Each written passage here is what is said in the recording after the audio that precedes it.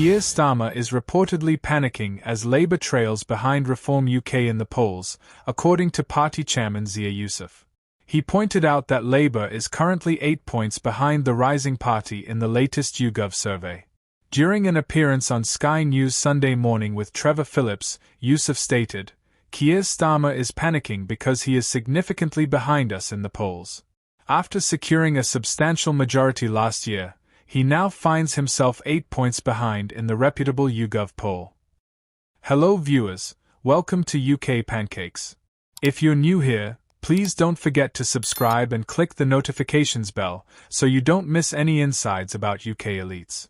Yusuf further expressed, "People in this country are frustrated that there seems to be no funding available for British citizens, yet there appears to be an endless supply of money for foreign nationals."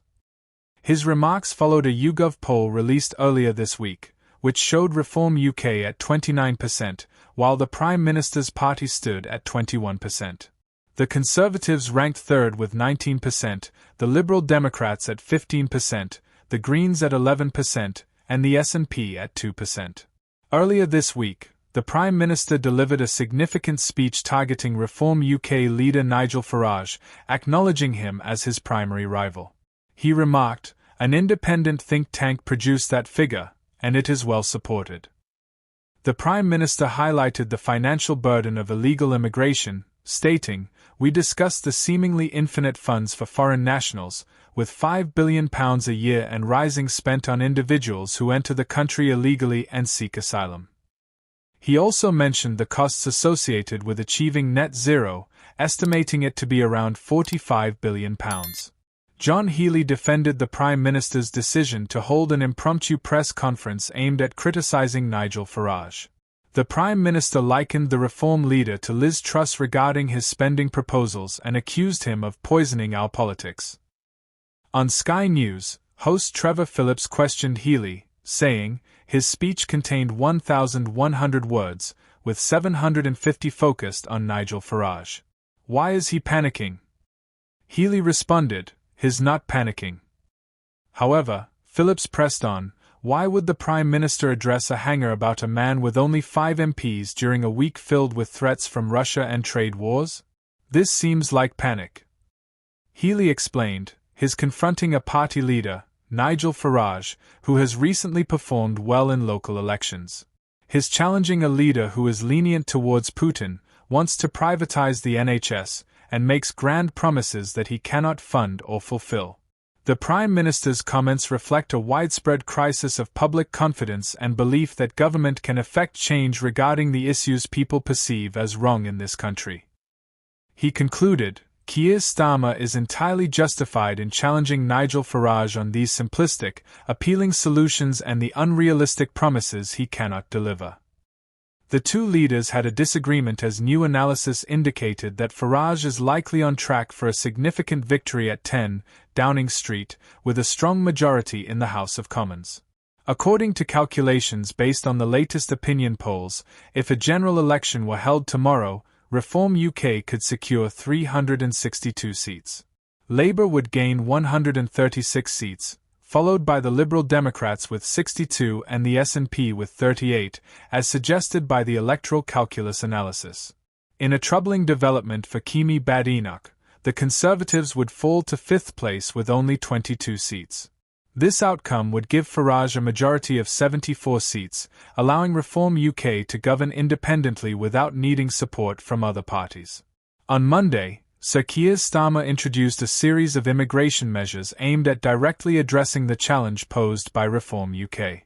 While Nigel Farage responded with predictable skepticism, it is worth noting that the Prime Minister is at least taking proactive steps in contrast to the ineffective Conservatives. Among the proposed measures are requirements for foreign workers to hold a degree-level qualification to apply for a skilled worker visa, an increase in residency wait times to 10 years, the elimination of care visas, and the implementation of stricter English language tests and student settlement rules.